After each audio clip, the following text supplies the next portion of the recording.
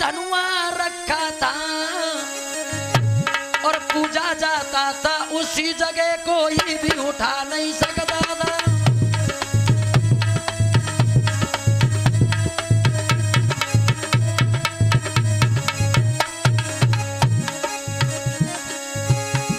एक दिन सिया ने अनायास वो धनुआ अचल उठाया था। राजा विदेह ने उसी समय अपने मन में ठहराया था।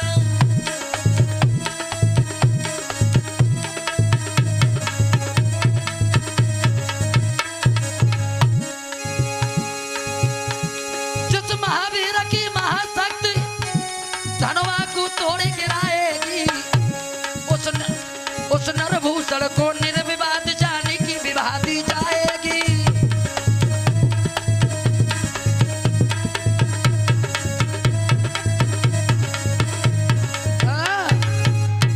इस प्रकार राजा जनक ने जगह जगह पर पत्र भेजे, सभी जगह के राजागण उस धनुष यज्ञ में आए। मई यही संदेश एक दिन गुरु विश्वामित्र को मिला।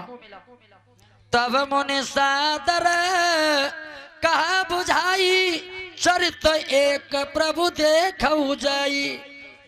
धनुष यज्ञ सुने रघुकुल नाथा हरसी चले मुनि बर के साथ। तब मुनि ने बड़े आदर के साथ कहा, हे प्रभु चल करके एक चरित्र देखिए। रघुकुल के भूषण श्री राम धनुष की यज्ञ की बात सुन करके मुनि श्रेष्ठ के साथ चले और गाते चले ही मुनि से कहने लगे, भगवान हे मुनिवर गुरु के दो जनकपुर होत चली गुरु के दो जनकपुर।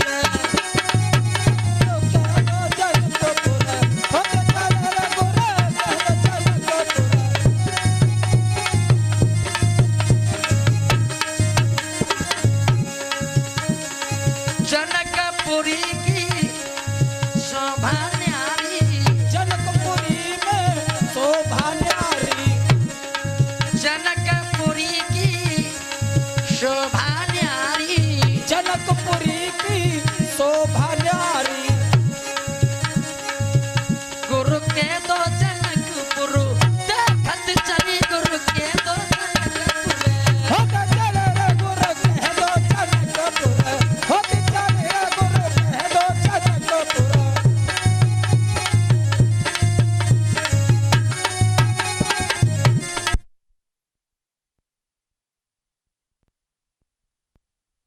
दो जनकपुर, होत चले रे गुरु के दो जनकपुर, होत चले।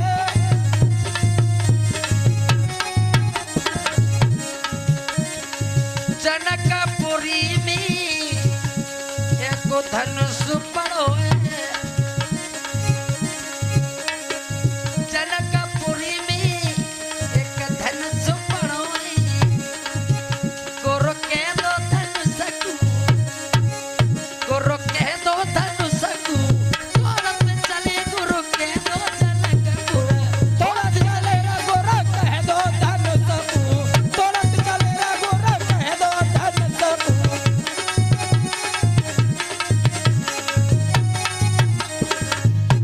गुरुदेव कहने लगे, बेटा चलो चलते हैं, चिंता मत करो। इधर मुनि के साथ तब मुनिवर के साथ चलते हुए चले जा रहे हैं।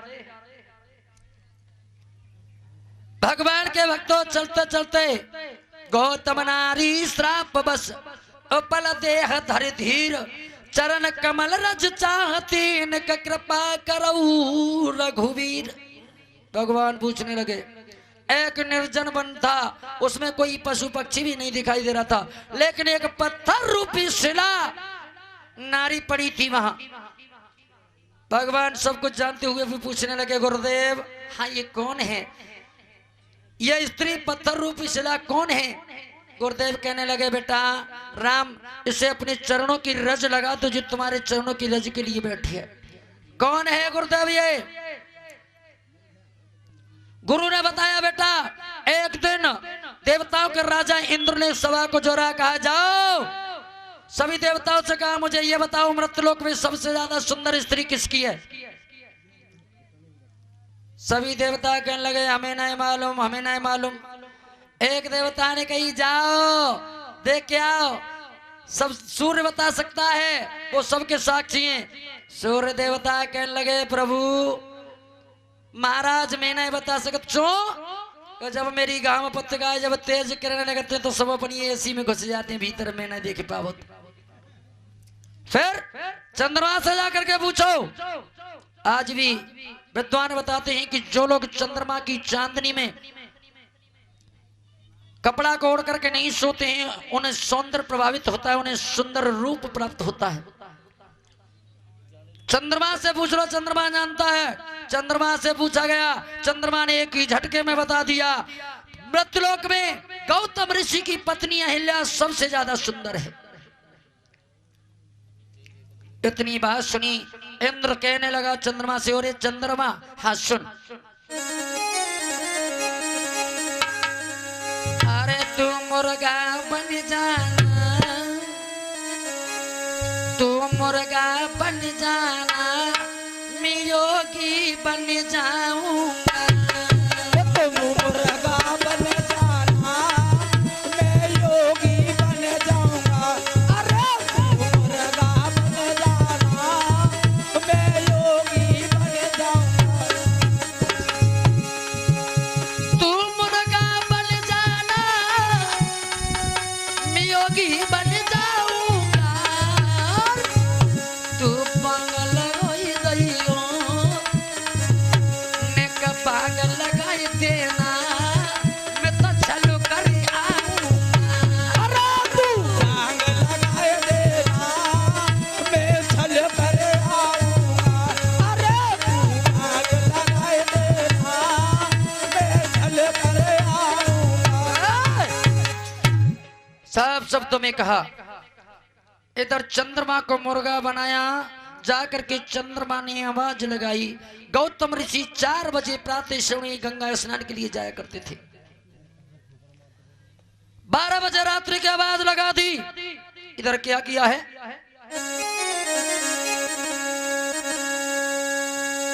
अरे गौतम ने आवाज सुनी तो धोती हाथ सवारी, जय हो।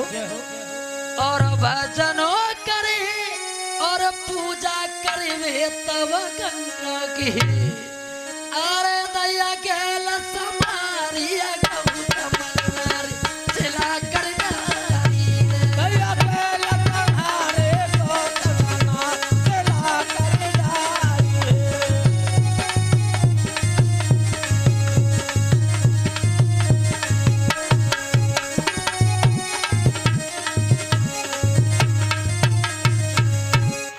अब तो जैसे ही गौतम गंगा मैया में पहुंचे, एकदम गंगा मैया सोते से जाग गई। कहने लगी अरे दुष्ट, अरे के न पापी ने पाप कमायो है, अधर्म की नो भारी। जय जय। अरे दुष्ट कौन है, रात्रि में सोते से मुझे जगा दिया। गौतम ऋषि हाथ जोड़ करके कहने लगी अरे मैया, मैं तो तुम्हें रोज नहीं स्नान करने के लिए आया करता हूँ। हो गंगा मैया कहने लगी और नालायक सुनो, अरे तेरे घर पे गौतम चलो है गयो है, चली गई है नोरे, और अहिल्या प्यारी गौतम नारी, सिला कर जारी रे। अहिल्या प्यारी गौतम ना, चला कर जाई।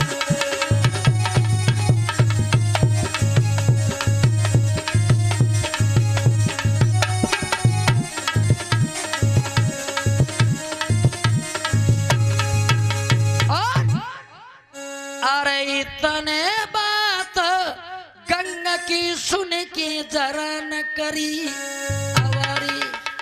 चंद्रमा दरवाजे पर खड़ो, ओ तो चंद्रमा दरवाजे पर ठड़ो तो ही दोनों हाथ, अरे धोवतिया पारी गौतम नारी, सिला कर जारी रे। धोवतिया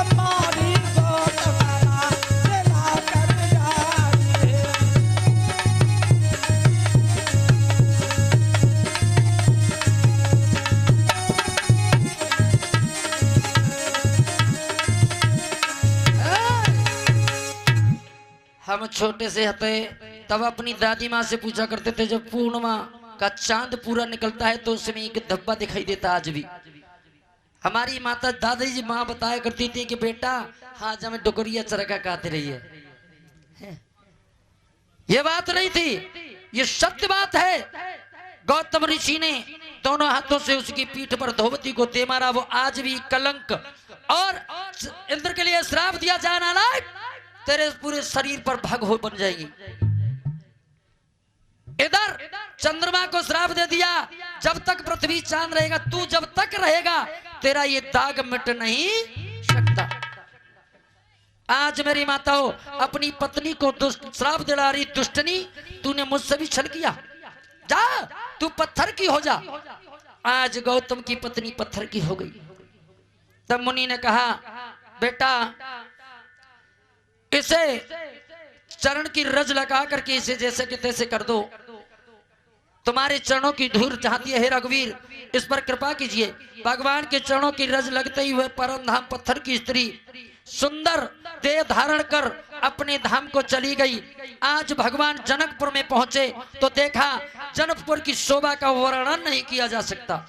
वही एक सुंदर आश्रम था और एक बगीचा था। मुनि ने कहा रघुवर मेरा मन कहता है कि यहीं पर रहा जाए। वहीं पर ठहर गए। तुलसीदास जी लिख रहे हैं क्या, अरे विश्वामित्र समय शुभ आए,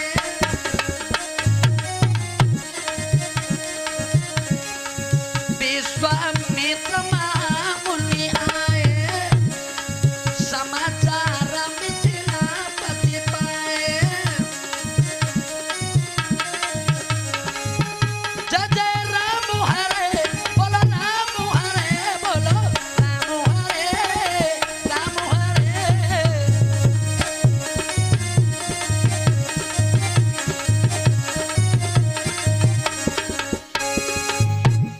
भगवान के भक्तों जब समाचार राजा जनक को मालूम हुआ तो बड़ी खुशी से बहुत श्रेष्ठ योद्धा ब्राह्मणों को गुरु सत्यानंद जी को साथ लेकर के विश्वामित्र से आकर के मिले। ऋषय संग रघुवंश मन करि भोजन विश्राम, बैठे प्रभु भ्राता सहित दिवस रहा भरी जाम। रघुकुल के शिरोमणि प्रभु श्री रामचंद्र जी ऋषियों के साथ भोजन और विश्राम करके भाई लक्ष्मण सहित बैठे। उस समय पैर भर दिन रह गया था। तभी लक्ष्मण जी के मन में एक विशेष लालसा जागी। कहने लगे, भगवान राम समझ गए अनुज सखा मन की गति जानी, अपने छोटे भाई की मन की बात को जान लिया। कहने लगे प्रभु गुरुदेव ला नाथ लखनपुर देखन चाहिए। लक्ष्मण जनकपुर को देखना चाहते हैं लेकिन प्रकट नहीं कर सकते भयवश। अगर तुम्हारी आज्ञा पाऊं तो जनकपुर को दिखा करके तुरंत वापस ले आऊं। कहनी बेटा तुम सब कुछ जानने वाले हो, जाओ राम। आज राम और लक्ष्मण दोनों भाई जनकपुर की शोभा को देखते हुए भ्रमण करते हुए घूम रहे हैं। सभी स्त्रियां देख करके कहने लगी हे भगवान हमारे पुण्य उदय है जाए, हमारे ठाकुर जी सुन ले तो जी धनुष हल्को पड़ जाए तो जी धनुष से तोड़ दी जामुड़े से कबू कबू जगह में डोले भी आ करेंगे तो इन भगवान के हम दर्शन है जा करेंगे, इनकी ससुराल यहाँ है जाई। तो ऐसे मन में विचार करने लगी सभी स्त्रियां। इधर भगवान राम और लक्ष्मण दोनों भैया देखते नगर को वापस आए। रात्रि को सोए उठे लखन निस विगत सुनी, अरुण सिखा धुनि कान, गुरुते पहले जगत पति जागे राम सुजान। गुरु से पहले भगवान राम जगे और लक्ष्मण भी जागे। तब नित्य कर्म समाप्त करके उन्होंने मुनि को मस्तक नवाया। पूजा का समय जान करके मुनि ने कहा बेटा राम हाँ बेटा फूल लेने के लिए जाओ। क्या बात है? कहने लगे ठीक है गुरुदेव। आज चलने लगे हैं, कैसे जा रहे हैं भगवान?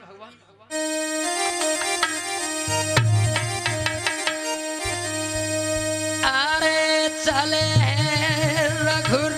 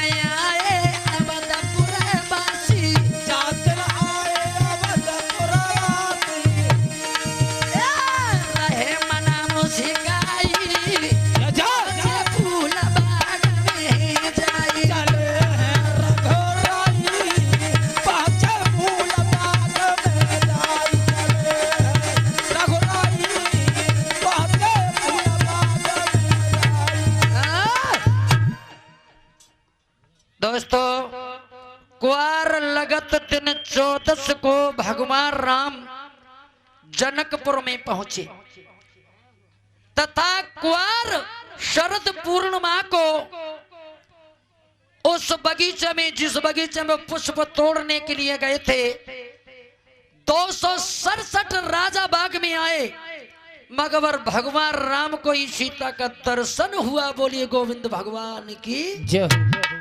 किसी को दर्शन नहीं हुआ। इधर चारों ओर दृष्टि डाल करके तथा मालियों से पूछ करके पत्र पुष्प फल फूल तोड़ते उसी बगीचे में घूम रहे थे। उसी समय सीता जी वहां आई। माता ने उन्हें गिरजा पूजन के लिए भेजा था। आज सीता जी गिरजा पूजन के लिए आई है मंदिर में, मां से विनय कर रही है, मां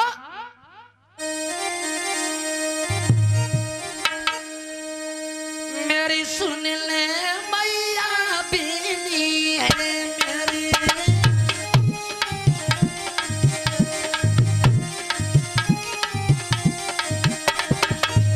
तू तब बाप कुछ से पीनी अरे तू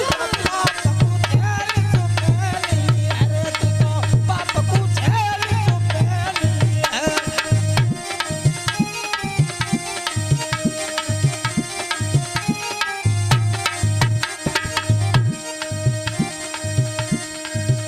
मेरी तो ऐसी यही कहनी है, बने जाओ रघुवर की बरनी, बन जाओ रघुवर की बरनी, अरे बन जाओ रघुवर की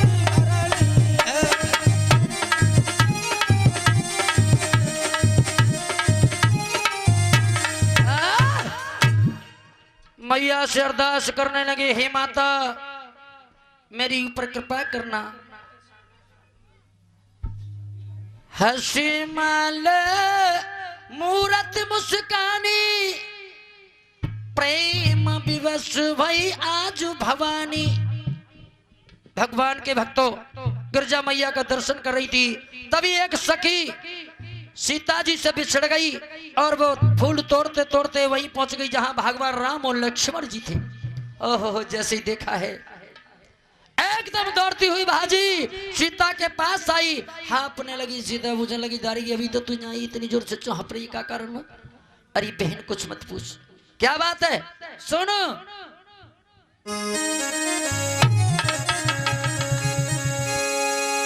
क्या कहूँ अली किस बात कहूँ, कुछ ऐसी अखत कहानी है, और बाड़ी के पासन बाड़ी है, आँखों के पासन बाड़ी है।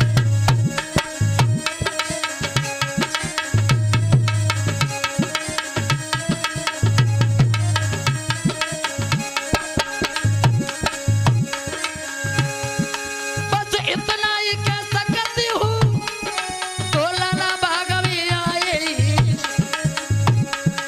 मुँह से न कहे जा सकते ही, आंखों में फकत समाए।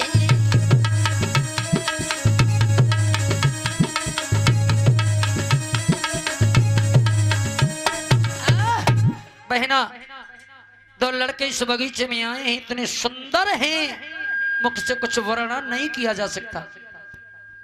इतनी बात सुनकर के सीता जी ने कहा, अरे सखी चलो देखें। अब जब सीता के नूपुर की यानी पायल के घुंघरू की धुन भगवान राम के कानों में पहुंची है, भगवान राम कहने लगे, ओ भैया लक्ष्मण, हाँ न जाने ये पूर्व और घुंघरुओं के शब्द मेरे हृदय को विदीर्ण करते हुए चले जा रहे हैं। मैंने आज तक किसी स्त्री के तरफ मुख करके नहीं देखा, लेकिन न जाने आज क्यों मेरा दिल झकझोरे हुए चले जा रहे हैं। लक्ष्मण जी ने समझाया, भैया हाँ ये जनक दुलारी है, इसी के लिए तो स्वयंवर में मिथिलापुर में स्वयंवर की तैयारी है। अब तो पूजा करके शयन किया, फिर गुरु से आशीर्वाद दिया। इधर सतानंद ने जनक बुलाए, कौशिक मुनि पे तुरंत पठाए, जनक विनय जिन जाय सुनाई, हर से बोल लिए दो भाई। तब दोनों भाइयों को बुलाया, विश्वामित्र सहित सब मंचन ते मंच एक सुंदर विशद विशाल मुन समेत दो बंधता बैठा रही महिपाल। सब मंचों से एक बहुत सुंदर मंच था, उस मंच के ऊपर जा करके आज बिठल दियो है। मेरी माता बहनों, इधर सखियां मिलकर के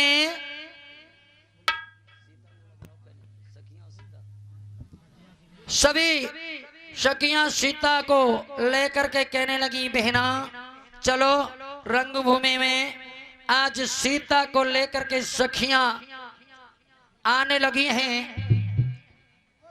अपने साथ सखियां सीता को लेकर के आ रही हैं तथा सखियां गीत गाने लगी। कहने लगी, बहना सीता, हाँ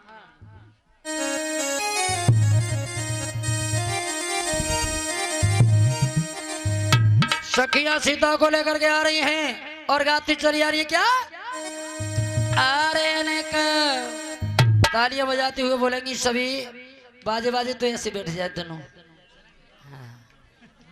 जी कैसे बैठते पता है? इसे दरिद्रासन कहते हैं। जब कोई चलो जा चुका है या घर में सिलेंडर हो जाए, 4 आदमी आ जाए, क्या वो कैसे रोटी बने। कथा में हमेशा श्रेष्ठ पद्मासन लगा करके बैठना चाहिए। ये दरिद्रासन होता है, कभी नहीं बैठना चाहिए ऐसे।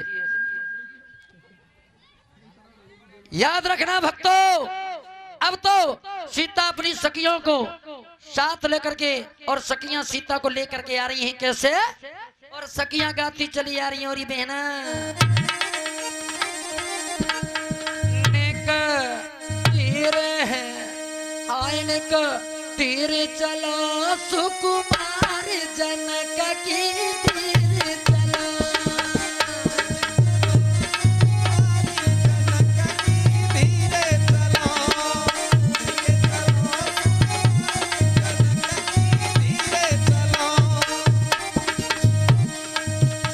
और ये सीता ने कहा, हौले हौले चले बहना, ब्याह की तो जल्दी मत करे। ने कहा, हौले चलो सुकुमार जनक की धीरे चलो।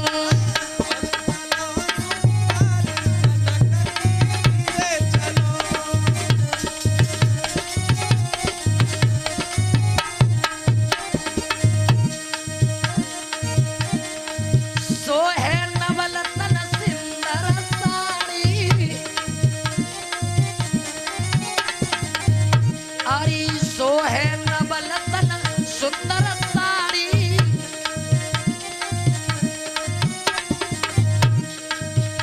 और जनक अरे जगत जननी अतुलित छवि भारी।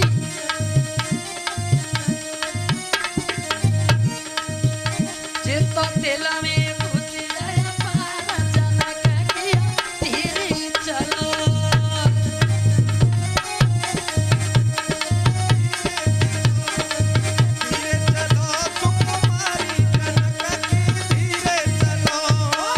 हौले चलो सुकुमारी जनक की धीरे चलो।